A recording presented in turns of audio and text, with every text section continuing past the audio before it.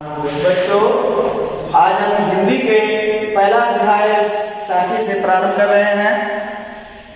जैसा कि आपका पहला दोहा है, बलिहारी गुरु आपने गोविंद दियो बताए। बलिहारी गुरुआ पड़े दो हाड़ी के बार, जिम मानुष ते देवता परत न लागी बार। इसमें कबीरदास जी का ये दोहा बड़ा ही सुंदर है, सुस्पष्ट है।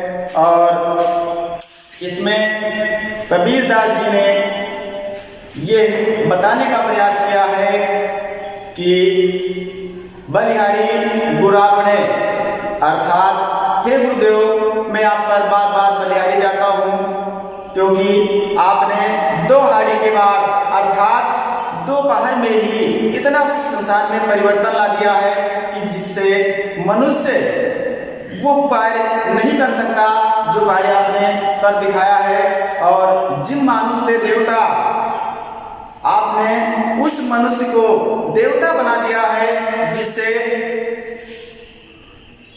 एक ही पल में अर्थात दोपहर में ही आपने मनुष्य से उसको देवता में परिवर्तित कर दिया है। अर्थात आपकी महिमा बड़ी ही अनंत है, जिससे आप मनुष्य को देवता बनाने में देर नहीं लगती है। दूसरा पद है, सतगुरु की महिमा अनंत, अनंत किया उपकार, लोचन अनंत उघाड़िया, अनंत दिखावन हार। जैसा कि कबीरदास जी कहते हैं, सतगुरु की महिमा अनंत है, अपार है, उसको पार पाया नहीं जा सकता है।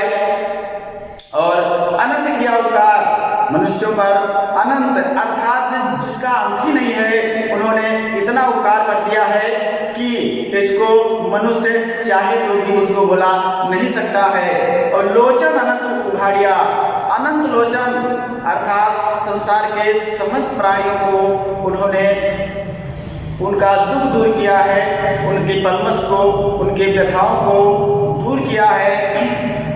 तो लोचन अनंत उघाड़िया, अनंत दिखावन हार। और जो अनंत है, बहुत दूर है, अगर वो भक्ति के मार्ग पर आता है तो उसको हमारे प्रभु, हमारे ईश्वर उसको दिखा देते हैं। जो पार नहीं पाया जा सकता, उससे व्यक्ति पार पा सकता है। ऐसे हमारे ईश्वर, हमारे प्रभु हैं। ऐसा आपके कबीरदास जी ने लिखा है।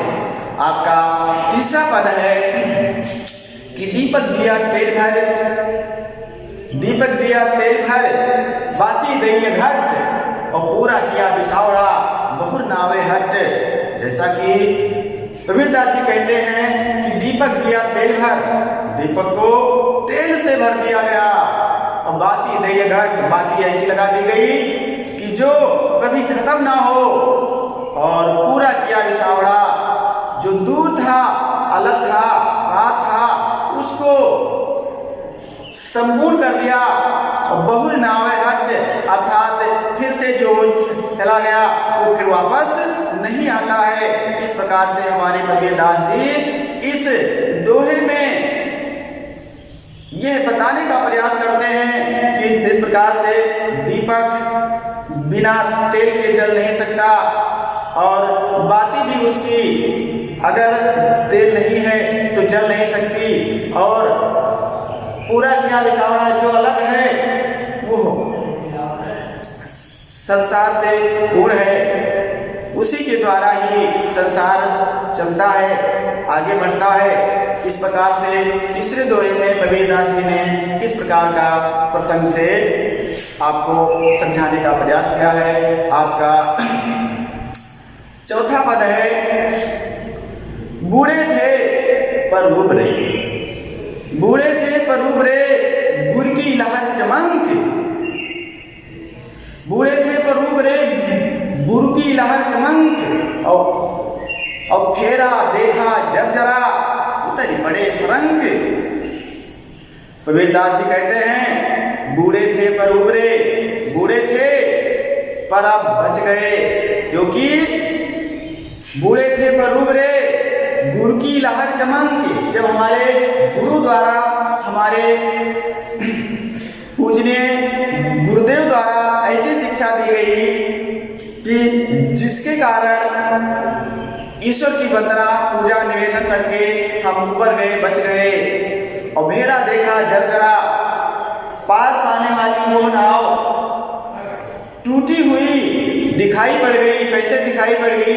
क्योंकि जब ईश्वर की कृपा होती है, गुरुदेव की कृपा होती है, तो सब कुछ मालूम हो जाता है कि क्या होने वाला है, क्या नहीं होने वाला है। तो वही भेड़ा देखा जर्जरा, टूटी हुई नाव दिखाई पड़ गई, मालूम हो गई। तो समय रहते ही हम उस नाव से उतर गए, अर्थात ईश्वर और गुरुदेव की कृपा से हम बच गए।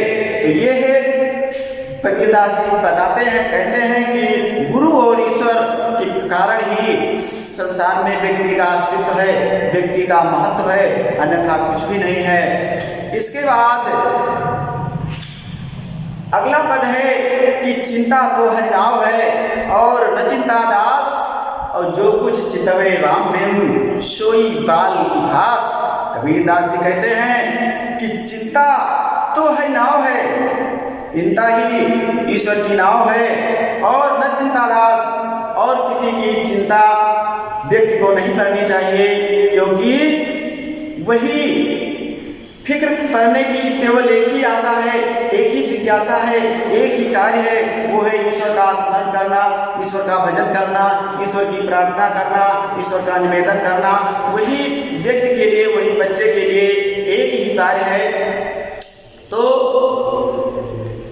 चिंता तो हरि नाव है और न चिंता दास, और कोई फिक्र व्यक्ति को नहीं होनी चाहिए, क्योंकि वो ईश्वर के लिए ही पैदा हुआ है, ईश्वर के लिए ही संसार में आया है, और ईश्वर का भजन स्मरण करते हुए उसको अंत तक निभाना है और चले जाना है।